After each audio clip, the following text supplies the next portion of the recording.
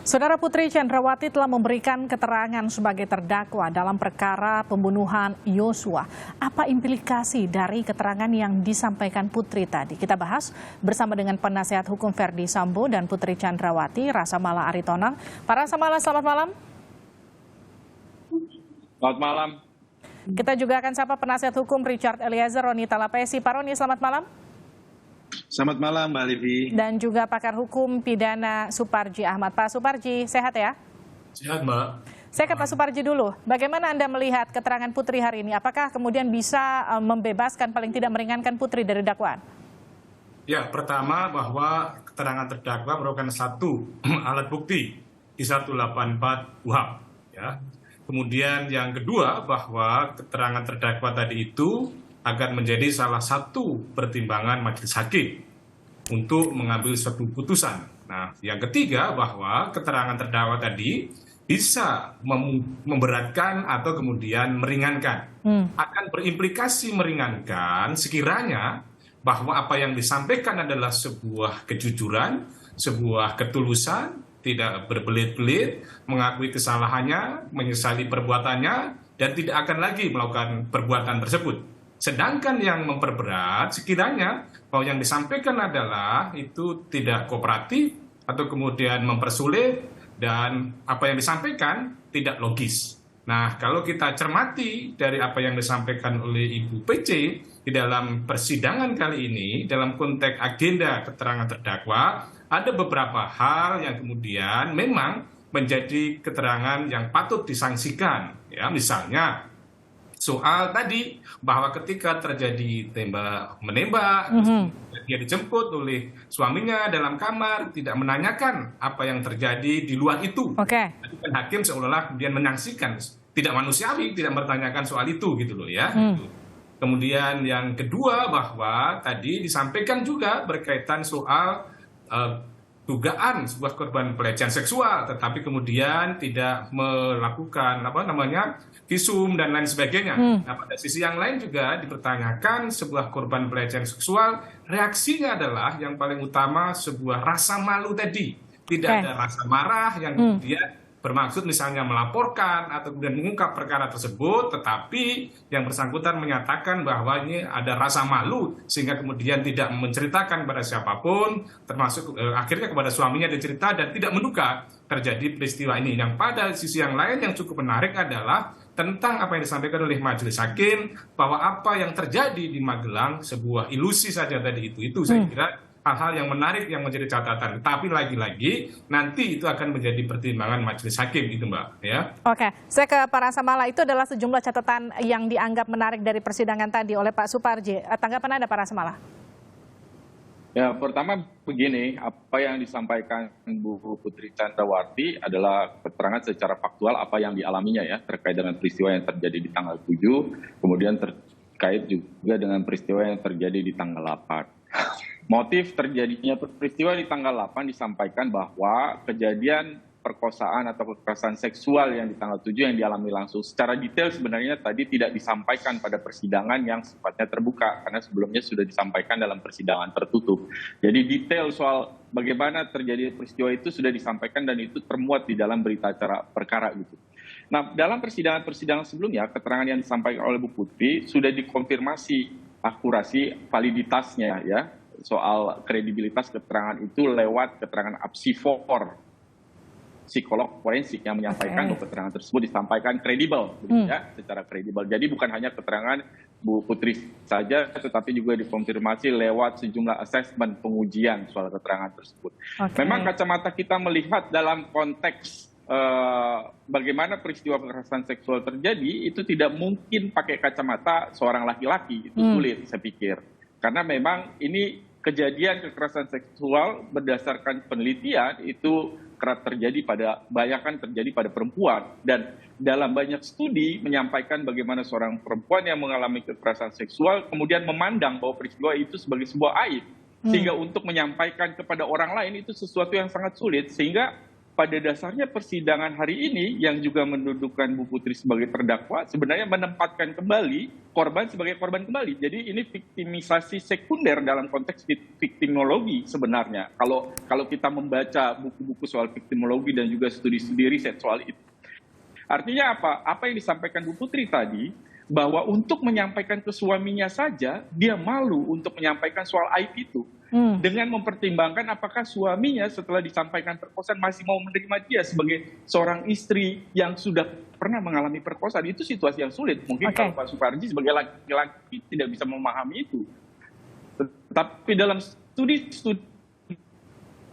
soal kekerasan yang terjadi pada perempuan itu yang hampir dialami oleh semua peristiwa oleh korban-korban perempuan. Sekali lagi saya catat ini korban perempuan. Gitu. Nah sekali lagi sebenarnya catatan persidangan ini antara lain banyak informasi yang disampaikan yang harusnya itu pada sidang tertutup. Karena memang sifatnya sangat personal dan sekali lagi ini viktimisasi sekunder, double viktimisasi korban yang sudah menjadi korban dalam perkosaan kemudian ditempatkan lagi sebagai korban dalam pemeriksaan persidangan ini yang disaksikan oleh begitu banyak orang yang mengungkap aib dia. Tadi dia sudah sampaikan itu sebagai aib. Dan ketika jaksa menanyakan bahwa mengapa tidak menunjukkan soal lebam di paha kirinya, di kaki kirinya, untuk menyampaikan saja beliau sudah sulit begitu. Sampai kemudian bisa menceritakan detail saja itu sudah upaya yang menurut yang bersangkutan itu upaya yang sudah luar biasa yang bisa disampaikan.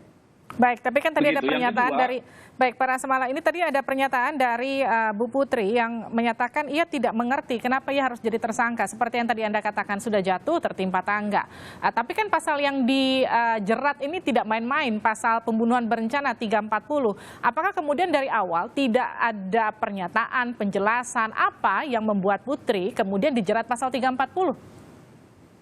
Konteks pertanyaan itu begini, apakah Bu Putri paham mengapa kemudian ia didakwa dengan ketentuan pasal 340? Dalam persidangan kita dari awal sampai dengan hari ini, tidak ada fakta persidangan yang menunjukkan kontribusi aktif dari Bu Putri dalam peristiwa hilangnya nyawa korban Joshua. Tadi disampaikan bahwa pada saat penembakan bahkan Bu Putri ada di dalam kamar. Dia tidak mengetahui Pak Ferdi Sambo datang, dia tidak mengetahui ada peristiwa tersebut, dia baru tahu pada tanggal 9. Begitu.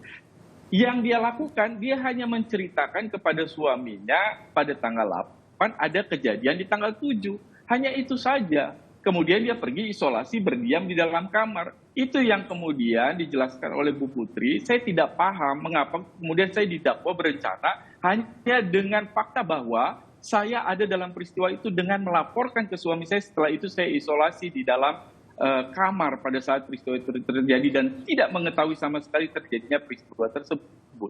Sekali lagi kita bicara dalam konteks pembuktian, artinya ini berkorelasi adalah kalau didakwa di bagian mana peran aktif Bu Putri dalam peristiwa-peristiwa tersebut, itu yang menurut hemat kami juga sebagai penasihat hukum itu tidak bisa dibuktikan oleh jaksa. Bahwa ada pertanyaan misalnya apakah mencegah ketika Pak Sambo emosi, saya pikir mereka sama-sama dalam situasi yang sulit. Ketika Bu Putri menjelaskan dia dalam kondisi trauma, dia memikirkan dirinya sendiri, pada saat yang sama juga Pak Sambo mendengar laporan yang disampaikan istrinya, tentu secara alamiah dia menjadi sangat emosional.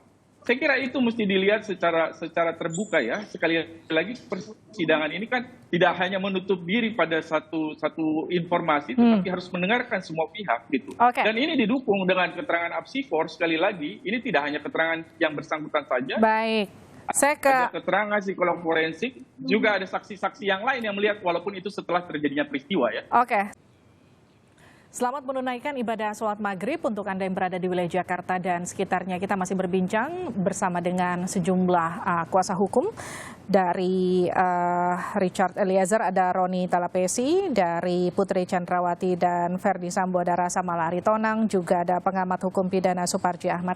Tadi pernyataan saya terputus ke Pak Suparji Ahmad, sudah jatuh tertimpa tangga. Ini pernyataan Bu Putri tadi di persidangan. Pak Rasamala menambahkan Bu Putri dalam kasus ini adalah korban yang kemudian dikorbankan 2 kali, katakanlah seperti itu. Bagaimana Anda melihat pernyataan ini? Ya, pertama pernyataan tersebut tentunya patut dihargai ya sebagai sebuah derita reaksi ya atas derita lahir dan batin dari Bu PC ya. Kemudian yang kedua, pernyataan tersebut betul adanya sekiranya memang bahwa pelecehan seksual itu terjadi dan kemudian yang bersangkutan tidak terlibat dalam konteks pembunuhan berencana. Tetapi sebaliknya, pernyataan tersebut akan menjadi satu hal yang memberatkan sekiranya pelecehan seksual itu tidak terbukti, setidaknya hakim tidak yakin akan adanya pelecehan seksual dan kemudian tidak logis ketika kemudian tidak ikut atau kemudian tidak terlibat dalam konteks pembunuhan berencana. Jadi menurut saya ini akan kembali kepada keyakinan dari majelis hakim apakah kemudian menggunakan logika tentang persesuaian fakta-fakta berdasarkan alat bukti yang ada dalam persidangan atau kemudian melihat secara material berdasarkan keyakinan yang terbentuk dengan logika-logika yang terbangun. Nah, pada sisi yang lain saya kira cukup menarik adalah ketika Ibu PC ditanya kenapa saudara jadi tersangka atau tidak. Mestinya jawabannya tadi itu seperti Bang Rasa Mala tadi, bahwa sebetulnya dia telah mengalami sebuah double kriminalisasi tadi itu. Tetapi ketika kemudian menjawab, dia tidak tahu sama sekali, ya ini seolah-olah kan kemudian mengabaikan tentang proses perjalanan persidangan. Tapi lagi-lagi mungkin itu punya strategi tersendiri. Namun demikian, bahwa itu akan menjadi penilaian majelis hakim bagaimana seorang terdakwa tadi berkooperasi atau kooperatif dalam proses pemeriksaan tadi itu. Oke, saya ke Pak Roni. Pak Roni, dari pernyataan Bu Putri hari ini, adakah yang kemudian menurut Anda memberatkan klien Anda? Iya, kalau kami lihat kan terjadinya, kalau disampaikan kan pelecehan, kalau kita lihat bahwa ada ahli yang menyampaikan bahwa harusnya terjadi kegoncangan mental ya. Tetapi kan di fakta persidangan kan disampaikan bahwa ketika dari Magelang tidak mau satu mobil, tetapi kenapa dari rumah Saguling ke rumah Duren 3 mau satu mobil, itu yang jadi pertanyaan dari majelis hakim. Kemudian juga pun ditanyakan oleh jaksa penuntut umum terkait dengan kemudian ke lantai 3 yang bersama Kuat Maruf. Dan juga itu kan dipertegas juga sama majelis hakim ketika ditunjukkan CCTV. Di situ kalau kita lihat di persidangan, CCTV itu ditunjukkan itu saudara Putri Candrawati memanggil Kuat Maruf, ada gerakan tangan gitu loh. Ini kan yang dibantah oleh saudara Putri Candrawati kan. Tapi ya kalau kita melihat bahwa peristiwa yang ada di lantai 3 ini kan, itu kan disampaikan oleh Putri Candrawati persidangan hari ini kan, dia bicara dengan Ferdi Sambo kan, kemudian sampaikan bahwa nanti akan dipanggil klarifikasi. Nah ini yang sebenarnya kalau kita lihat bahwa peristiwa pidana yang ada di rumah Saguling, rangkaiannya sudah ada Mbak Livi. Seperti itu Mbak. Oke, tapi kan ini juga di dalam persidangan Putri juga menyebut tak perintahkan Eliezer untuk mengantarkan senjata. Ya, itu yang kali dari awal kan kita sudah sampaikan kan bahwa keterangan dari Kuat Maruf sudah sampaikan juga bahwa bersama Eliezer datang ke tengah. Tetapi jadi pertanyaan kan kenapa tidak ada di CCTV kan? Kalau kita lihat di persidangan kemudian juga hakim sampaikan kan kalau CCTV ini tercecer Mbak Livi. Jadi sebenarnya sudah terungkap Mbak Livi. Termasuk Putri yang menyatakan tidak melihat Eliezer di momen penembakan di Duren 3. Ya, saya pikir bahwa ketika ada ada PS, kemudian ada lihat lokasi di rumah Duren 3 dengan situasi rumah yang ruang tamunya tidak terlalu besar, saya pikir majelis hakim bisa melihat ya Pak. Kemudian kan faktanya kan terlihat bahwa selongsong peluru itu ada di mana-mana, tuh rekoset ada. Kemudian ya itu nanti jadi penilaian hakim lah, Mbak Livi.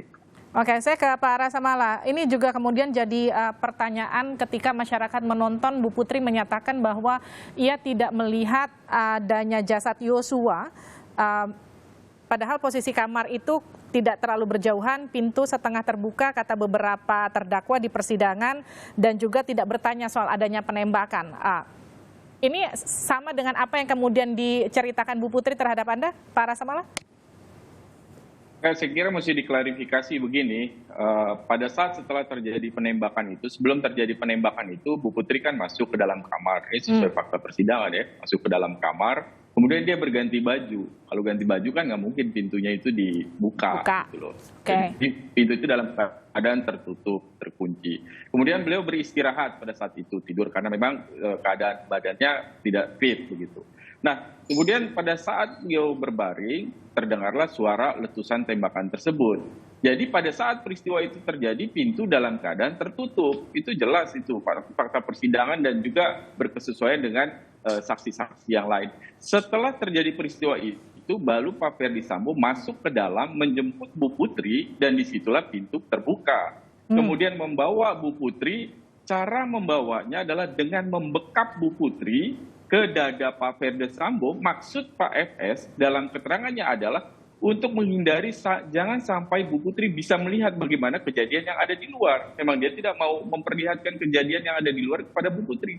Sehingga ketika Bu Putri keluar lewat dapur, beliau sama sekali tidak melihat bagaimana situasi di ruang tamu pada saat beliau melewati itu. Jadi dia dituntun dengan dibekap kepalanya ke dada Pak Ferdi Sambo sehingga tidak bisa melihat keadaan sekitar. Baru dibuka setelah keluar di garasi. Disitulah masuk ke mobil begitu. Jadi ada beberapa hal yang memang harus dilihat secara kontekstual. Kalau tadi kita bicara dalam konteks dakwaan ini adalah 340, yaitu tuduhan bahwa adanya rencana untuk menghilangkan nyawa Joshua, yang menjadi pertanyaan di bagian mana kontribusi Bu Putri dalam tujuan tersebut. Karena faktanya dalam persidangan, Bu Putri hanya naik ke lantai 3 di Saguling, bertemu dengan suami, melaporkan kejadian di tanggal 7, setelah itu pergi isoman dan berdiam di dalam kamar.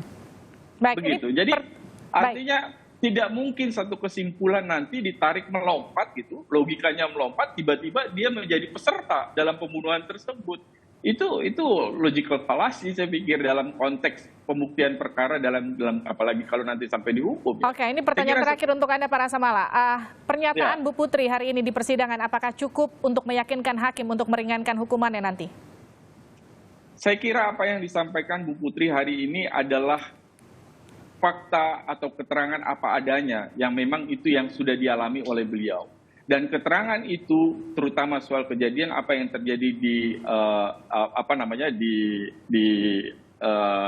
di tanggal 7 itu sudah dikonfirmasi lewat keterangan apsifor yang dibuktikan. Sekali lagi saya mau bilang bahwa psikolog forensik yang dihadirkan itu bukan oleh penasihat hukum, tetapi oleh jaksa penuntut umum yang diminta oleh penyidik untuk melakukan asesmen.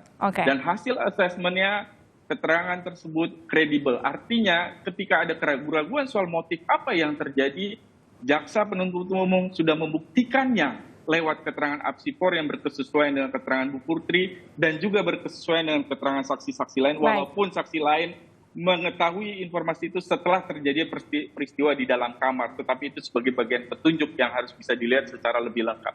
Saya kira itu ke depan tentu kita harus lihat ini terbuka dan harapannya hakim bisa menilai ini secara adil. Itu aja prinsipnya. Baik, terima kasih kuasa hukum dari Putri Chandrawati Rasamala Aritonang dan kuasa hukum dari Richard Eliezer Roni Talapesi serta pengamat hukum pidana Suparji Ahmad telah bergabung bersama kami di Sapa Indonesia Malam.